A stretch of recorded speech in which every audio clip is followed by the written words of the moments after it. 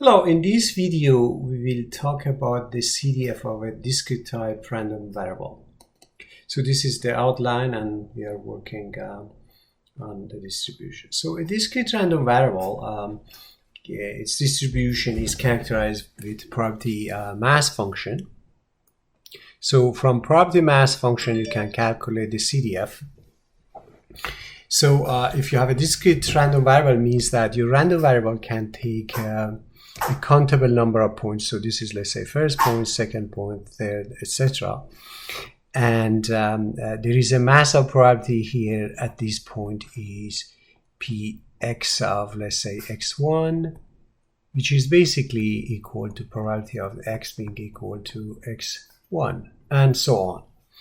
So basically, the CDF can be written as this equation, or you could alternatively write it as equal to summation of unit step function of x minus xi, and then multiplied by px of xi.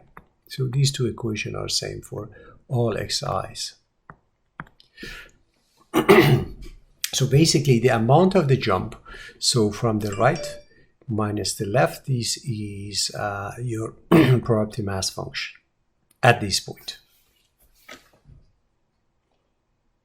So what we see here is that for a discrete type random variable, this is a definition. A discrete type random variable is a random variable for which the CDF cumulative distribution function is a staircase function. Obviously, if you calculate the PDF, you see that in this area that your CDF is constant, the PDF, which is derivative of CDF, becomes 0.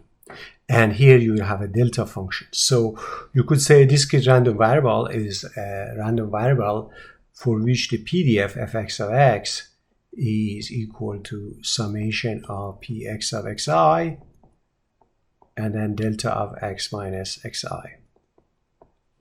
Okay.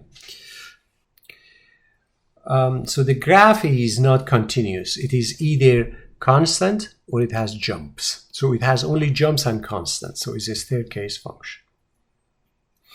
The position of the jumps are the possible values that x can take on, and the amount of jump is the probability mass function. As example, you could have the CDF. The CDF is sum of four unit step functions, and you see that you have a jump at x equals 0, you have another jump at x equals 1, etc. And if you plot this function at 1 over 8 unit step function is this function, and then 3 over 8 u of x minus 1 is going to be this unit step function. Now, if you add these two guys, here you get 0 plus 0, here you get 1 over 8 plus 0, here you get 3 over 8 plus that, etc. And then you have another unit step function here for this one, and then the last unit step function here. So